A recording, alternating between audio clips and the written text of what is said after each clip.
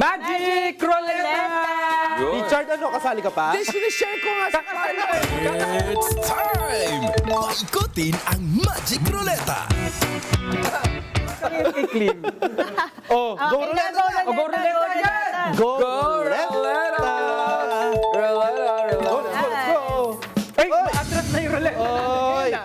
Senator Risa Ontiveros. Ayun. Yes. Ang naaalala ko kasi kapag si Senator Risa, Winry eh. Pero parang may bagong love team eh. Ano daw ba yung sabi? May Winry daw sa Senate, Oh. pero dito daw merong Rina. Ay, Ayun na naman tayo. Richard and Ina. Pero balik tayo kay Senator.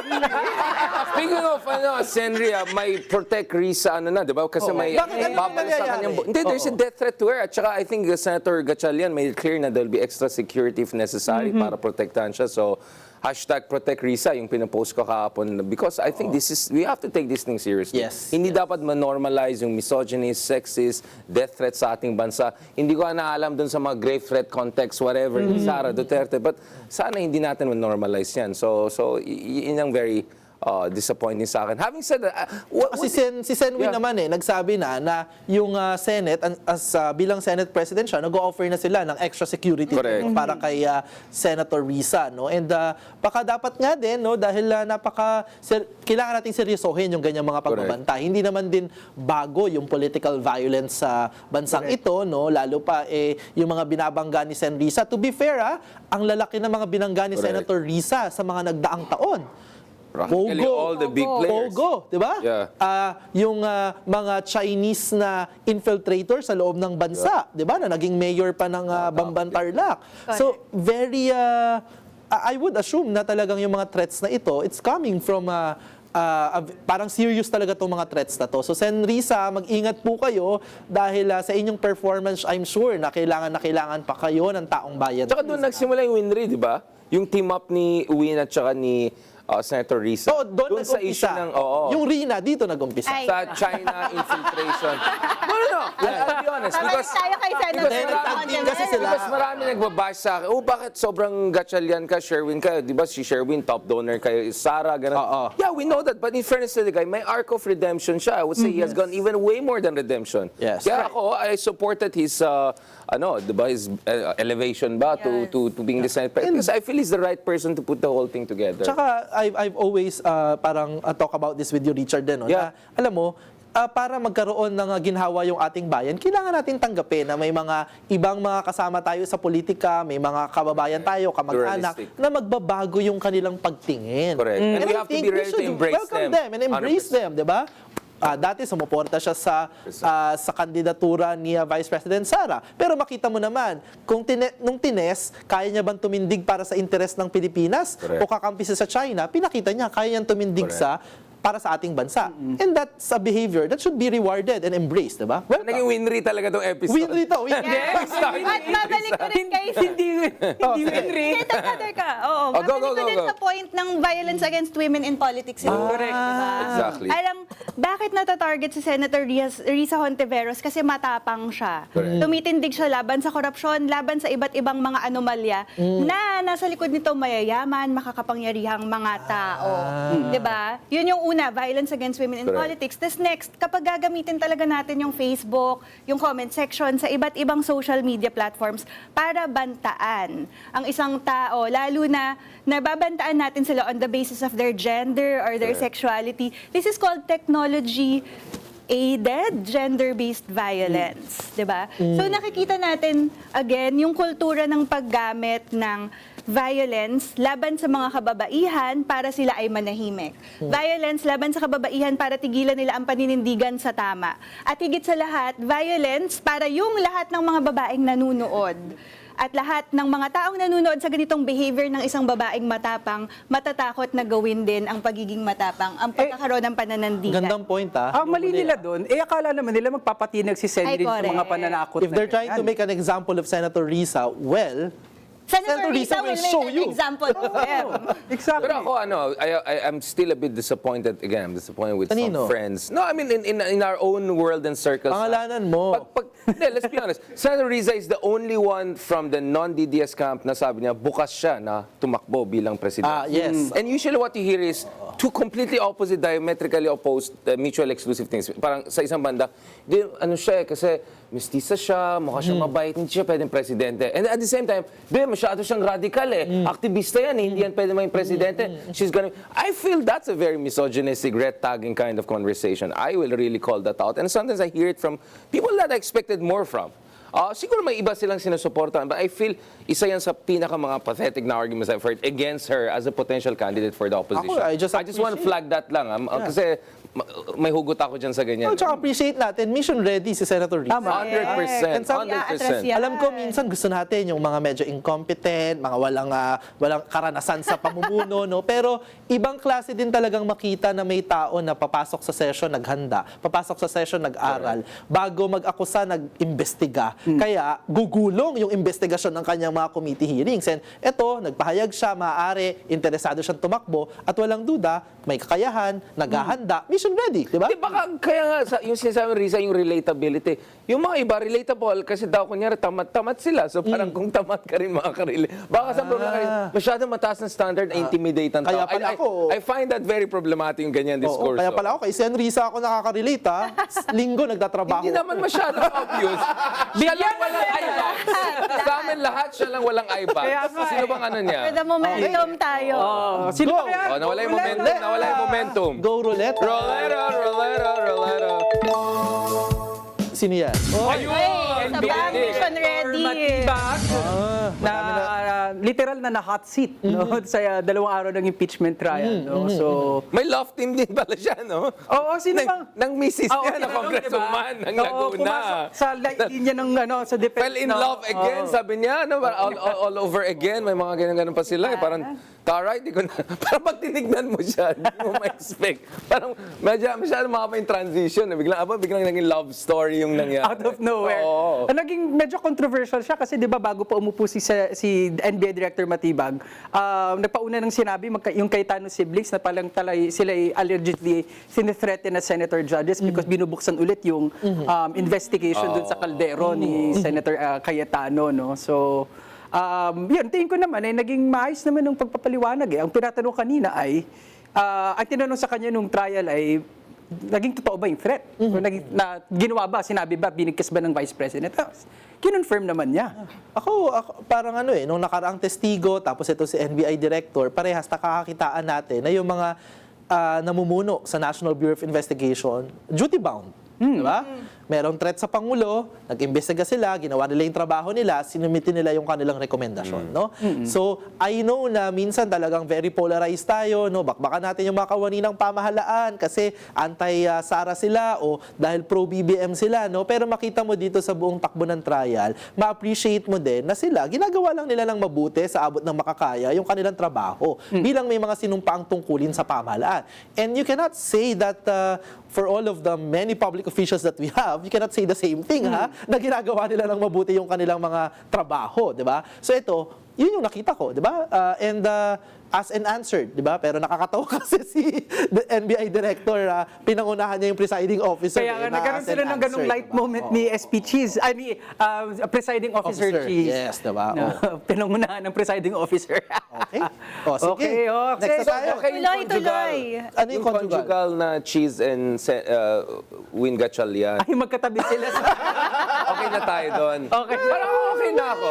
Okay. I came to terms now with it. Nung una medyo Mahilig parang... ka ata sa conjugal, eh. So, Hindi, because I felt for Senator Gatchalian because the DDS are using it to mock him. But I think, in the end, it's working. Administrative Division of Labor. Hindi ko kaminda yung catering issue pa ni Sara naging malaking issue, di ba? Oo nga, eh. Na in-insist nila yung sarili nilang catering. So, share Na ipapabayad sa Senado. Yeah, the share to go. Wala kami pera dyan, di ba? naman. Pero may mga nagsabi, hindi ito tsaka, plan diba, B, ha? pag pumunta ka ng Senado, yung cafeteria nila dyan, kakain ka, minsan kasabay mo senador. Kakain lang ng isang pagkain. Kasi Staff, Percy Sandanin, senador. yung batchmate ko sa Supreme Court case, diba, sabi niya, baka naman pwede kami makikain dyan.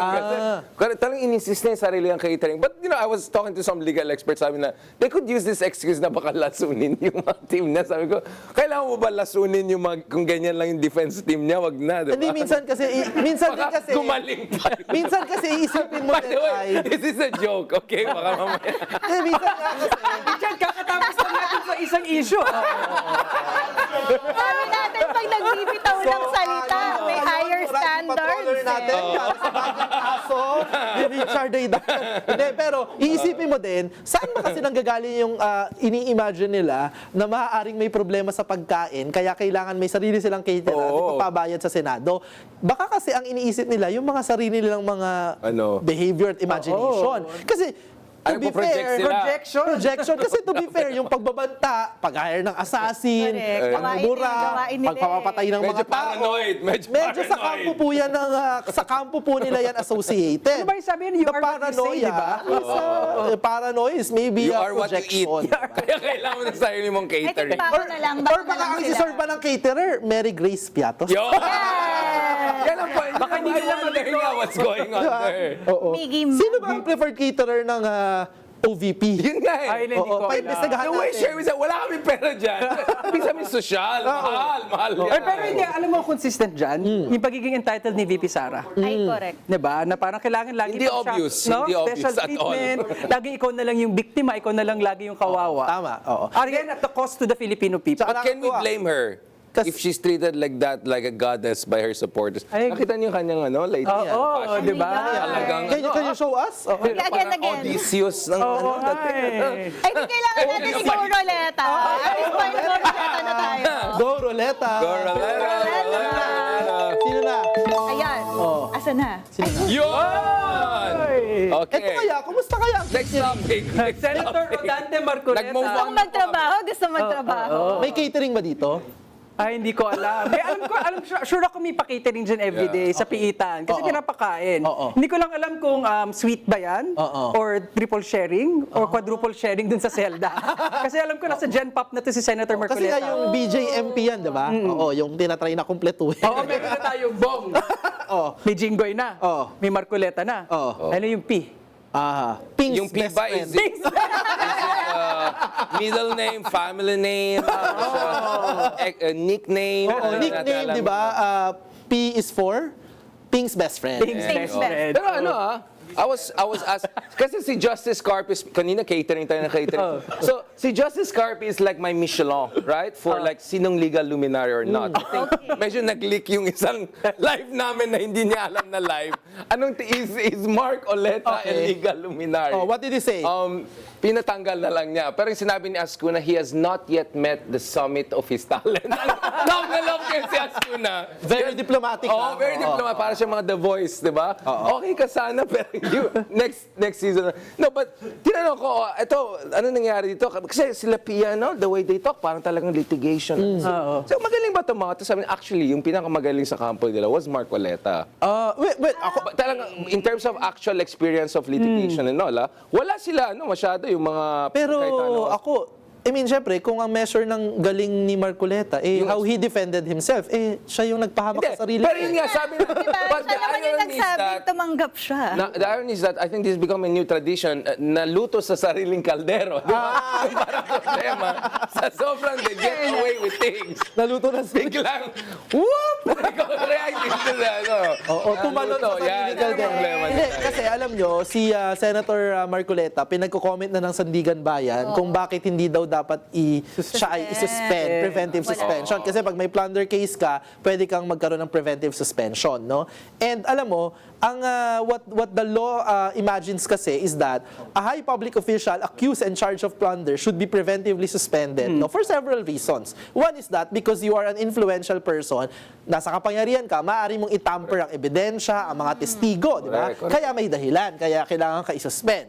Pangalawa, yung integridad din ng public office, di ba? One charged with the most serious crime of plunder should not be entitled to exercising public power, di ba? Hindi dapat nagpapatuloy, i-protect natin yung integridad ng kapangyarihan ng isang public position. And lastly, uso to di ba? What is sauce for the goose? Goose is sauce for the gander. Favorite ni Isko Moreno yan. Preventively suspended na iterations si ng goose. Senator Jinggoy for the same charges, no? And so I think dapat lang i-apply din sa kanya na siya Correct. din ay preventively suspended. Yeah. Eh, yun lang ang gusto ko lang din idagdag na parang dun sa usapin lang ng legal luminary ay baka nga naman sobrang feeling niya above na sila ng law. Kasi masyado na silang nakatakas sa impunity because of impunity eh. Parang nalalasing na sila sa kapangyarihan. Nakala nila hindi sila mahahabol ng batas. So, yun, deserve na mahabol kayo ng batas But I'll give finally. Marcoleta at least itong, in fairness, let's give him due credit. Hindi ito plan B. Hindi plan B. Hindi yan plan B kasi hindi mo... Ako may plan B na ako. Hindi, ito. At least Check siya... out our service. At least siya... Very gentlemanly, he surrendered, he went To through be the process. fair. Unlike yung isa, nagdrama-drama pa si Yes. Jingo. And unlike yung isa nagtatago ngayon, hindi ko alam kung nasa ruleta siya, yung isa nagtatago. Kung umaasa ka na masasara yung ICC dahil sa mga bullying ng mga Amerika and all, I'm sorry, it's not gonna happen. I got a clear assurance dun sa mga European leaders na they'll do everything possible to keep the ICC functioning, including developing their own credit card system, email system, everything, para siguraduhin na hindi mawala yung ICC. Kaya yung mga kadidiyas natin na umaasa dahil kay Tatay Trump, si Tatay Digong ay mapalaya, I'm sorry, it's not happening. If anything, baka mag-double down pa sila ngayon because they want to show that they're gonna survive this, they're gonna come out of this stronger. Puya ka siya. Okay? See you around, Senator Marcoleta. Go Roleta! Roleta. Sino na to? Ay! May presidente pala tayo. President Bongbong Marcos. Yan ang problema. Pero nakakalimutan natin siya pala. Penultimate. Afterthought na siya. Oo, diba? Ay, mag-anniversary na ang speech niya from last year kasi magsasona na ulit Sona. bukas. So anong napala natin, Carlo? Ha? Hindi, napalala natin na talagang ang statement ng Pangulo na ginagamit sa SONA will shift public direction. Okay. Malaki talagang impact nun sa Momentum. Bigyan na ng ng mga momentum. bagay-bagay. Oo, diba? Well, no, diba? I mean, he has shifted public attention on the flood control. And unfortunately, ngayong papalapit na SONA niya, bukas, diba? State of the Nation. Yan ang inaantay ng taong bayan. Ano ang sasabihin ng Pangulo? Kaugnay nung mismong inumpisa niyang issue ng flood control. Anong update dyan? Anong hakbang na ba ang na-take? No? At sino pa ba ang hinahanap? Diba? Ilan ang nakasuhan? Ilan ang makakasuhan pa? Ano pa yung mga challenges? Diba? Habang nasa momentum ka ng analysis, let me ask you, will it even matter what the president says anymore? Because, I mean, in terms of articulation, good speech, wala naman problema si BBM. I think all of his speeches were pretty okay, right? Pero ang problema is parang walang audience impact. Which is like the complete opposite of Digong. Pag nakita mo yung transcription, doesn't make sense. Pero ang lakas ng audience impact. Like, can he really leverage any speech to make a big impact? Or it's more like, just don't make more mistakes, baka lalong lalala pa yung situation. Hindi, yan nga yung pwedeng option eh. Baka short, sweet, di ba? And then, out of the limelight na lang ang presidente. Pero, the other thing is that, I think, kung i-approach nila tong SONA tomorrow na kailangan magpakita ng mga bagong patakaran, mga bagong pangako, bagong achievements, that might not be the best use of the SONA. Time, I think ang kailangan ipakita ng Pangulo ay na kaya niya pa ring panghawakan yung tiwala ng taong bayan. Anong mga hakbang, ano yung kwento niya, 5 years, bago 5 years yung termino, simula nang nanungkulan siya bilang Pangulo, bakit karapat-dapat pa din, di ba? Na Yeah, I mean, ibigay ng without tao a yung question, this is tiwala going sa to be the kanya. most consequential because the next year one is basically goodbye party niya. Swan song na yan eh. Diba? Okay. Yun dun pwede na siya magsabi na ito na achievement ko, ito ang bibigay ko sa successor ko. Pero this year, talaga kailangan niya i-prove na unang-una, he meant what he said last year. Yes. Na mahiya naman kayo. Oo. So he has to explain to us bakit tayo nandito. Have we come far enough? Obviously, kung ikumpara mo sa sa ombudsman dati na figurine na walang nangyari, a lot has happened. But is it enough? Or may paparating pa na more prosecution and all. The second thing is he has to reassure his base of support. After all, this president, for him to be an effective president, dapat yung coalition niya ay buo. Whether sa Kongreso, sa Senado and all. And I think this is where he's really in trouble. Because if he goes all the way, baka kung matamaan pa yung closest allies na, baka the whole thing implodes. And he ends up a complete lame duck in his last year in Yeah. office. Oh, yeah. At the same time, there's a credibility gap. He has to show to the people na hindi selective yung justice and all. But really, what I want to ask also Sabrina here, because she's the economist here, is, Sabrina, do you think, kasi people Hindi are talaga nakakalimutan ni kamusta Richard si Ina. kamusta yung mga investments? Kasi nga gentleman ako eh. Hindi ako katulad ng iba na life Ako seller. nagpapakatotoo ako, Richard. Ito, tanong ko. I mean, kasi si BBM, mahilig siya sa economics kasi PPE siya ng Oxford.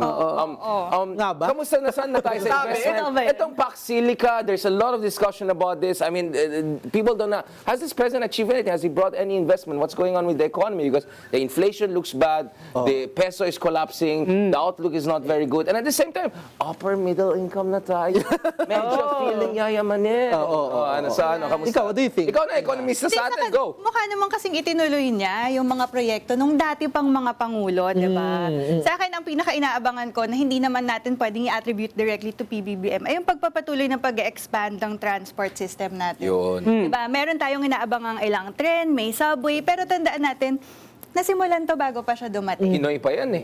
Diba? So, kumbaga, lahat ng gains ng ekonomiya na at some point na undermine pa ni Digong, may investment kasi from the previous administrations. So, in a way, parang medyo swerte si Kuya. Kaya nga. Tapos medyo unique lang itong SONA na to kasi para magko-convene ng lahat ng branches ng government Okay. Right. sa gitna ng isang impeachment trial. Na parang it hasn't happened before sa pagkakailo. So parang hindi ko alam kung, kasi meron pang pwedeng gawin si PBBM. So, syempre, di doon naman sa- natin si Sara. Okay, kasi nga, nasa abroad. Di ba? Ako, personal World curiosity tour. ko, Sa Birmingham. i-announce kaya niya na bibigyan niya na ng permiso ang BIR na ibigay ang records. Kasi transparency, pwede niyang gawin yun, Pwede. being bagay ng impeachment trial. So we're living in interesting times Yes. for this SONA. Okay. Oh. Go Roleta. Kita-kita sa Sona bukas. Sakit! Go Roleta. Go, Roleta! Meron pa ba naman ang ating Roleta? Si Ayun na. Hoy, si Conchel. O, di ba? Conchel Joke. Pag nakikita ko siya sa floor ng Senate, ito yung sasabihin mo, ako nga pala yung pinagpalit niya dun sa dalawang nakakulong. Diba? Kasi parang pag nagsasalita siya sa Senado, masaya na ako nasa Kongreso siya, pero I think we need someone of his caliber to be in the upper Sulit chamber. yung vote ng tao sa kanya bilang kongresista. And I think now you can see, even as a congressman, kasi tingin ng tao, pag senador, yun lang may impact. Even as a congressman, you can make a lot of good impact on the country and capture the imagination of the people at pinakita niya yung mga gawa niyan. Pero ako, hindi pa rin ako naka-move on na sa isang legislative race na tinop ni Robin Hood Padilla, hindi nakapasok si Jokno even in the top 16, I think, if I'm not mistaken. Medyo traumatized pa ako dyan. And I hope sana maayos natin to. Kasi malapit na ako mag-plan B.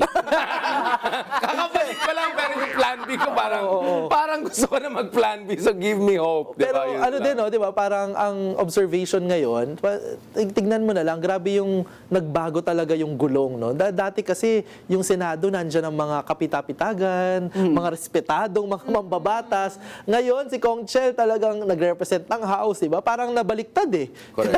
Parang baliktad na Sino yung yung pagtingin lower natin house? eh, di ba? Sino yung lower at upper house? By Lower tradition, yung mga nasa House, mababa yung pagtingin sa mga mambabatas dyan eh, mga district representatives. Pero makita mo naman, no? And I feel like si Conchel very at home sa Senate, sa session floor, Kasi Napakahusay. nagtagay siya doon, di ba? Tsaka party Yung lists are strong now, no? Yes. I mean, Sabrina, you can, we work, no, because back in the day. Ano yan? Ano yan? No, Back we in the work day. Ano with yung party list back in the in the day? day. Back in the day.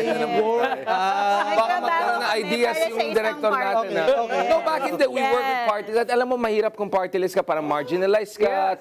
Ngayon, malakas ang party list. Front and center, lahat ng party list sa prosecution team and all, di ba? Yes, bumabalik na naman yung, para saan ba yung pag-represent ng mga marginalized perspectives? Para saan yung pag-represent ng politika na hindi naman karaniwan nating nakikita? And ito ang dala-dala ng party list system na sana ma-maintain natin throughout the next election cycle. Kasi ito yung, kumbaga, fresh air ng politika, fresh air ng perspectives, fresh air ng laban na manggagaling dun sa mga hindi hindi dynasties period. Diba? Pinagtatawanan nyo talaga. But the idea is, kung meron tayong reason para kiligin, diba?